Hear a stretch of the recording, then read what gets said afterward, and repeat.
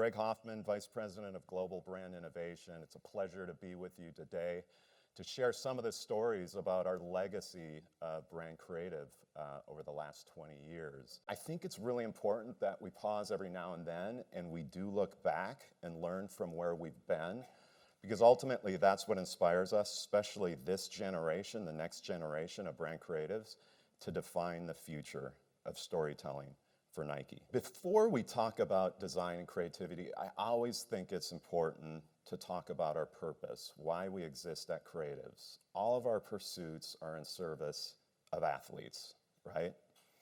We have that incredible honor of bringing inspiration and innovation to all athletes. And as we all know, if you have a body, you're an athlete.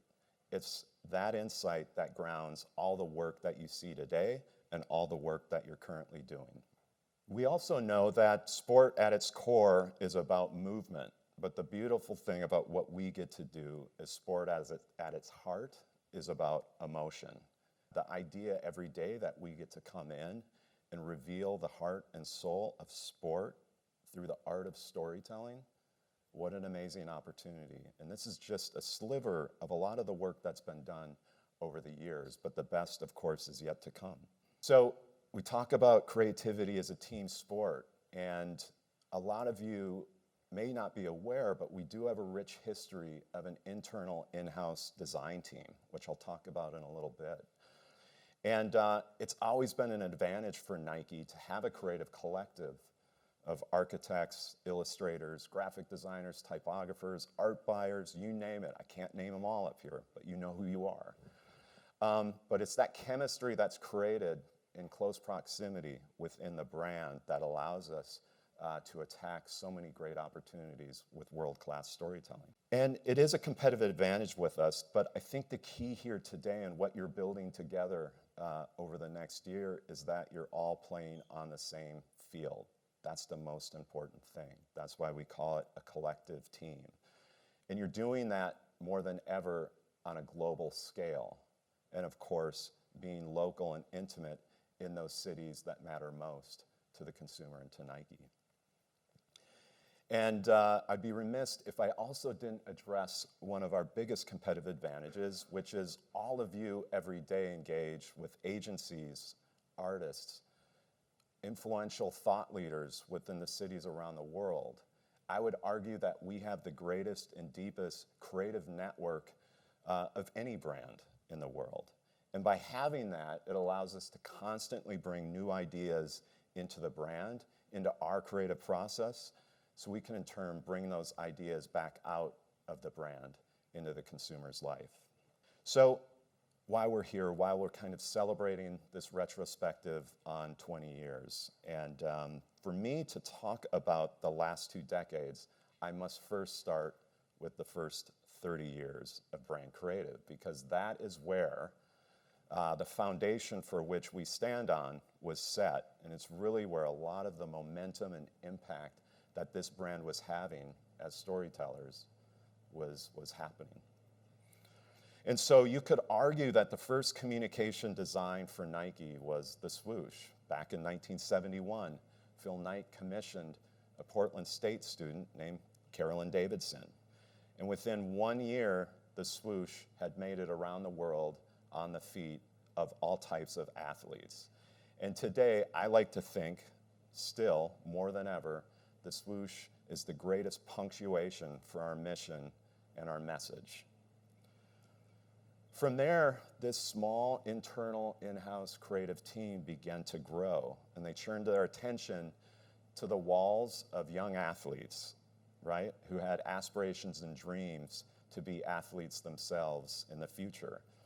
And we started this rich storytelling around poster design and building the personas of the greatest athletes in the game, allowing consumers to dream and think about following in their footsteps, ultimately landing on what I believe is the MVP of poster design, the Wings poster. I'm biased a little bit.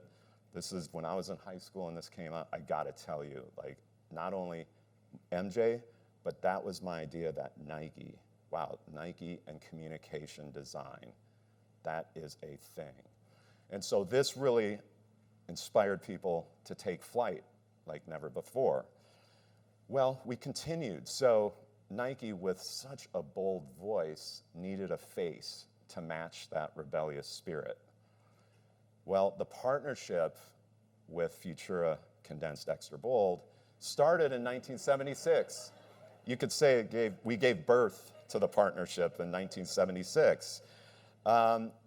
Truly important. Sometimes it's chance, sometimes it's timing.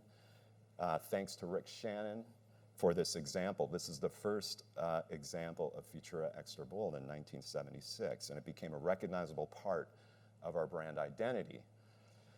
Equally important was David Kennedy, the co-founder of Wieden+Kennedy, made the decision shortly thereafter to include Futura Condensed Extra Bold in all of our print communication.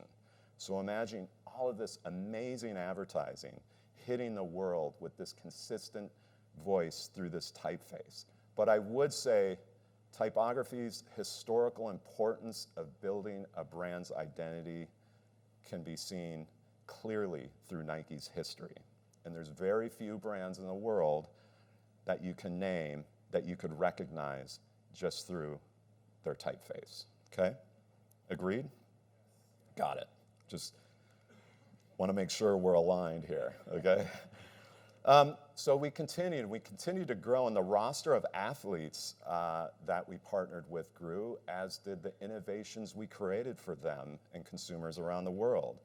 And so we turned a lot of our attention to creating logos and brand identities that express the benefits of those products, that express the characteristics and the playing styles of those athletes. And if you think about it, even today, many of those logos, and a lot of you are probably in there saying, I did that one and I did that one. A lot of them are still relevant today. They stood the test of time because, again, it started with a strong insight, right? It's not just about design, it's about communication. That's why we call it communication design. And so today, many of those are tethered still to those product concepts and those athletes. From there, we turned our attention to the world of retail, and we revolutionized it. The idea of retail theater started here in our backyard on 6th and Salmon with the opening of Nike Town Portland. It was the first of its kind. Before there was themed restaurants and themed retail, there was Nike Town. It broke new ground, as you can see here. But this had incredible impact, not just on Nike, but on the industry of retail, because it said it's not just about transactions, it's about emotion. It's about branding at a level that connects consumers with the sport that they love. So this led to things like Nike Town London, Nike Town New York, Nike Parks at both the Atlanta Summer Olympics in 1996 and the Nike Park in Paris, France in 1998. And so we really, as you can see here, you all continue to take that legacy forward in new and interesting ways. And it's really exciting for me to see, having been part of those last 20 years, to see what you're doing today, to take that in a far better, new, distinctive, and meaningful place for the consumer. So the year 2000 is an important year because it really marked a transition in terms of where our in-house teams were focusing our energy. And really it marks a year where we started to externally really convey the art of storytelling directly to the consumer around our athletes and our products and our own brand. 2004 was a pivotal moment because during the Athens Olympics, we launched our largest campaign to date as a brand. And the role the in-house design team played was significant. This speed campaign was the largest global photo shoot that we've ever done. Long before a lot of the shoots we currently do every quarter now, this was a remarkable experience for many of us. And this campaign showcased the art of speed and this iconic red stripe unifying all athletes around the world to create this strong, unique identity for Nike. In 2010, we brought the World Basketball Festival to life. The global game, basketball, was starting to resonate everywhere around the world. And we wanted to make sure we could celebrate that. And we used a bold illustration style, very dynamic, that really captured the characteristics of how these players play their games. I will say, and you've all had to deal with this, is getting athlete approvals is challenging sometimes. Imagine getting approvals for this work. Yes, I see an agreement there. But ultimately, I think this was a landmark moment for the brand because it wasn't just about USA. It was an entire global celebration of basketball wrapped up in a visual language that was quite distinctive. When you continue on in 2014, we wanted to showcase the power of innovation through Nike Free. We wanted to encourage people everywhere to run free. And so we partnered with the amazing athletes of Kenya, amazing runners, and created this vibrant world that was very inviting, especially to folks that didn't necessarily see themselves as runners. And then finally, so we talked about the power of athletes, the power of innovation, the power of cultural connection, and creativity's role in doing that for our brand. Two of many examples in that engaging with the right illustrators and artists and designers and creating work that ties the athlete and their passion for the place together and really pays tribute to a country like France or a city like Los Angeles. Two different approaches, equally impactful, and also shows the power of art direction and typography coming together for this brand. So to close this section, our advantage is the diversity and dimensions of our persona. And I don't know about you, but that's what makes it fun to work at this company as a creative, whether you're in brand communication, brand design, retail design, you name it, being able to look at a problem we're trying to solve or a service we're trying to deliver for a particular athlete in a particular sport requires different solutions, okay? And the fact that they all add up to a strong brand identity is pretty remarkable.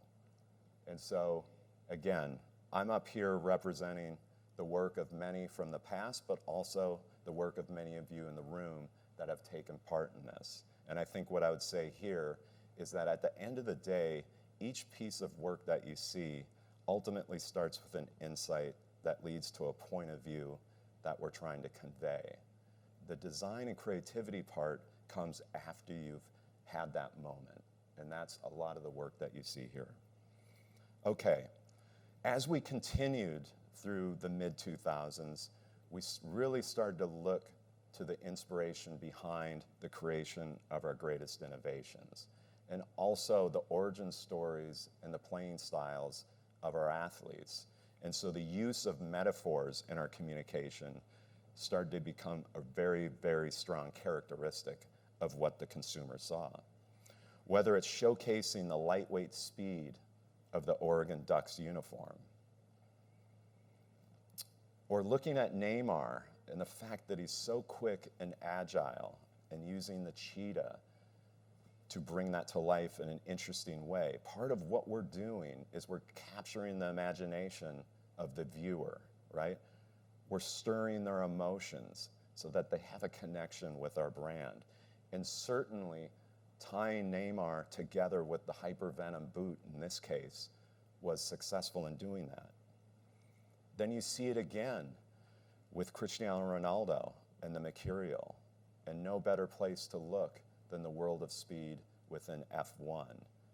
And you create this incredible distinction in the marketplace. Distinction means being separate and better than the rest. And I think if there's a message I want to give today, it's not about being different, it's about being better. New and better versus new and different. Different's easy, new and better's difficult. But if we work together, of course, we can get it every time. And then finally, we look at Kobe, and I always thought of Kobe as the ultimate creative director for us at Nike because he was so passionate and so involved, right? But so clear in his mindset and the way he played with the Mamba mentality, the deadliest snake in the world, right? And so the idea that he was always in attack mode was such a great place to start as a creative, and still is.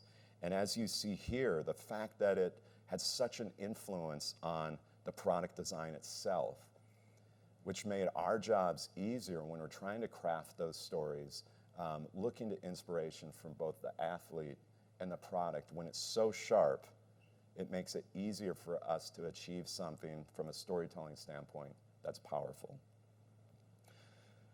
And then today, right, we're in this new era of creativity. There's just an acceleration of creative tools at our disposal to take us into new places. And certainly new mediums, new platforms for which to express our stories. And now more than ever, you need to create the story and think about the platform and the medium at the same time. And it's quite exciting. Because what it allows us to do is really celebrate the individuality and self-expression of both our brand and consumers like never before. We can look at the DNA of our innovations and where they came from, but express those in different ways than we've been in the past. Of course, the small screen, right, has challenged all of us to make sure that we're meaningful and distinctive within that environment. And certainly, I think a lot of the work that you're doing now is so strong, communicating the benefit of something like Nike React, cushioning and responsiveness all in one. Or speed, simple and intuitive and powerful of ZoomX. Or maybe it's just simply the history and origin of Air. And again, what a great way to express our design inspiration behind the styles. You know, we can't wait to share this, and now we have all these opportunities every day, 24/7, to do that. And certainly when you think of all the amazing work that's going on now with the editorial offense and the ability to share our stories, what I think is quite powerful about what you're doing today is these platforms and venues not only allow us to communicate our point of view, but it's given an incredible voice and platform for our consumers to take a direct part in what we want to stand for and communicate as a brand. So you should be really, really proud of where you're taking this. Ultimately, and I'll close, is this idea that design can empower, right?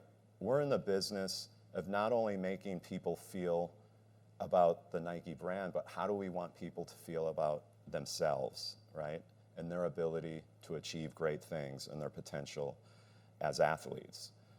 And nothing embodies this more than this incredible JDI campaign, Crazy Dreams and Dream Crazy. And I definitely, although this is an in-house celebration of the creative teams around the world, I also want to acknowledge the incredible efforts and power over the last 50 years of our brand communication teams, right? And I think about the next 20 years and all of you working as a collective, it's going to be quite powerful. What this shows is design's ability to empower everyone in that belief that sport has the power to move the world forward in a positive way. We gave voice to Colin and Serena and athletes like LeBron. And what I would say here is sometimes design's role is to use restraint, is to drive simplicity, and allow the message the moment, right? And give it that power so it resonates and connects with the viewer. And no better place than right here. So I would say, again, it's not so much about where we've been, it's where you're all going to take it, right? And I can't wait to see it. Thank you.